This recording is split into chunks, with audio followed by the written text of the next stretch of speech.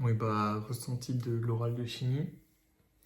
Euh, Ça s'est pas bien passé. Je veux dire, en fait, je suis arrivé et elle m'a donné deux exos. Le premier, c'était sur d'abord un peu de cristallo, donc ça va. Puis ensuite, en fait, le problème, c'était la solubilité. La solubilité, j'aime pas du tout. Attendez, je vous pose. Donc, elle m'a donné un exo de solubilité. C'est un truc qu'on voit en première année, sauf qu'en première année, bah, j'avais pas de prof de chimie. Donc, ouais, compliqué. Mais, ouais, bah ça s'est pas bien passé, quoi. À partir du moment où on sortait de la cristallo et qu'on passait à la solubilité, j'ai fait une question. J'ai galéré. Et, enfin, c'était une question pas facile en plus de solubilité, hein, avec, on est pas sur un concours facile. Et, bah, ça s'est pas bien passé. Et après cette question, bah, il restait, je crois, deux questions après l'exercice. Du coup, j'ai fait une question de solubilité sur les trois. Et elle m'a fait passer à l'exo suivant. Mais j'ai quand même trouvé la réponse, hein. Enfin, j'ai fait des erreurs, elle m'a recadré, mais j'ai quand même trouvé la réponse, quoi. C'était juste un peu long. Et ensuite, l'exo 2, c'était de la chimie orga. Donc ça, je préfère. Et en fait, d'abord, on présentait un énorme bloc de texte avec que des réactions. Et à part un produit, enfin, à part une molécule, on te donne plus aucune structure après, ni rien. Et on te dit, et ça va de A à K. Donc il y a 11 composés, on t'en donne un, le deuxième. Et on te dit, première question, donne les structures des composés de A à K. Paf. Il y avait 4 questions dans l'exercice. J'ai fait 3 questions sur les 4 parce qu'après, c'était la fin du temps, elle m'a arrêté. Et donc, les premiers composés, ils étaient plutôt faciles. Juste, elle m'a demandé les mécanismes, même si il y avait deux mécanismes qui étaient demandés dans l'énoncé. Euh, et bah, elle m'a demandé tous les mécanismes en fait. Donc en fait, ouais, j'ai fait deux fois plus que ce que l'énoncé demandait de base. Je suis allé jusqu'au composé E. J'avais commencé F et elle m'a arrêté. Il n'y avait plus le temps. Et voilà. Sinon, à part ça, du coup, ça s'est pas bien passé. Enfin, du coup, en général, c'est pas bien passé et c'est tout ce qui s'est passé. Du coup, un peu déçu. Je suis pas tombé sur des chapitres que j'aime bien. Au moins, il n'y avait pas de potentiel chimique. Voilà, c'est tout ce qu'on peut dire de positif sur cet oral. Et voilà. Euh, Vraiment, la solubilité, ça m'a énervé. Parce que, enfin, j'étais content, quoi. Je connaissais super bien mon cours. Et j'arrive et elle me demande ça. Et la solubilité, j'aime pas du tout, quoi. Ça, c'est pas, j'ai l'impression que c'est pas de la vraie chimie, en fait.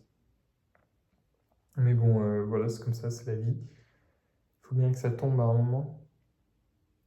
Bah, sinon, pour l'exo 2, même si j'ai pas traité tous les composés, en fait, quand j'ai analysé le mécanisme au début quand j'aborde l'exercice, en voyant les réactions qui étaient demandées et tout, bah, je donnais en fait la réponse. Par exemple, il y a un moment, il y avait une réaction avec PCl5.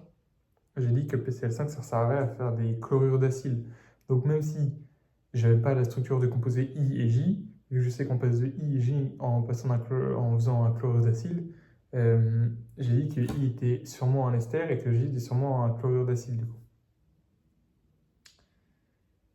Mais du coup voilà. Pardon. I c'est pas un ester, c'est un acide carboxylique. Et J c'est une chlorure d'acide. Mais sinon quand elle me posait des questions, j'essayais d'être réactif. Et juste un moment sur la cristallo, on me demande la compacité de la maille. Et donc en gros, c'est simplement le volume occupé par les atomes dans la maille divisé par le volume de la maille. Et donc je commence mon truc. Et en fait, j'ai pas toutes les données dans l'énoncé. Il y a 2 atomes dans la maille, c'était une maille de calcaire. Et donc il y a deux ions, il y a Ca2+ et CO3-.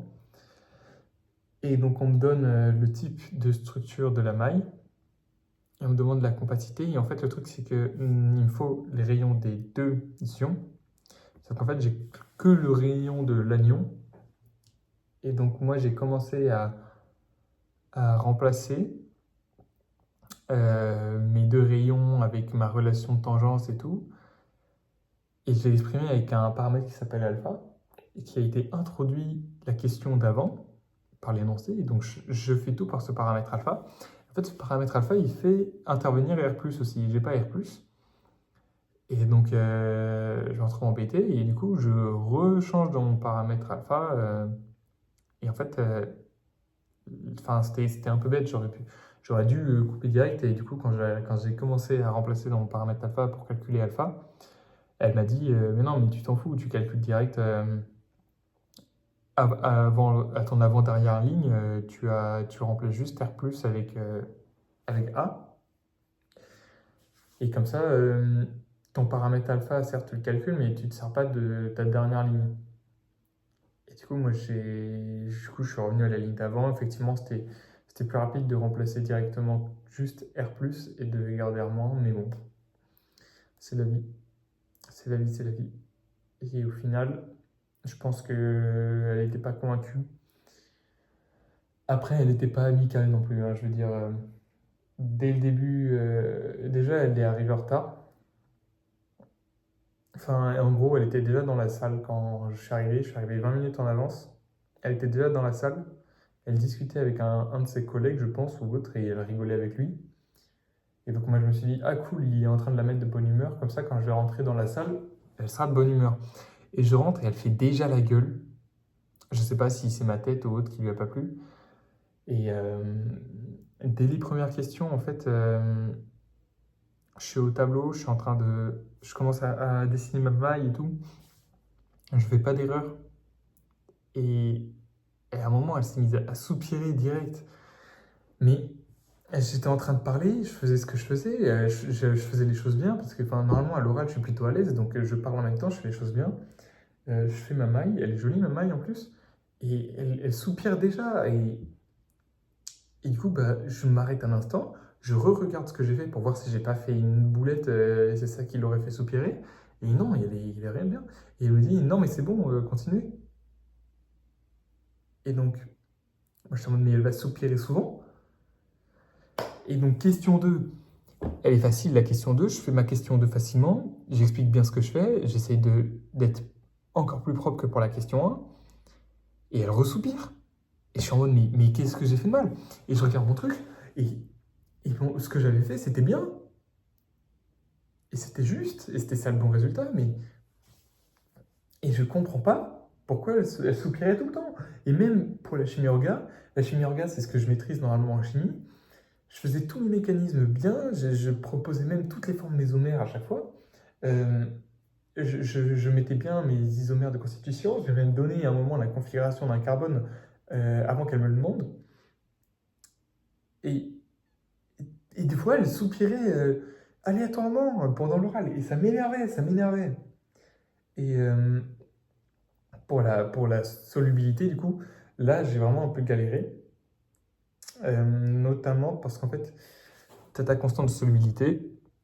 Et en gros, il fallait remplacer la concentration de CO3- dans ton calcaire avec les constantes d'acidité, etc. Et donc, je commençais à faire ça.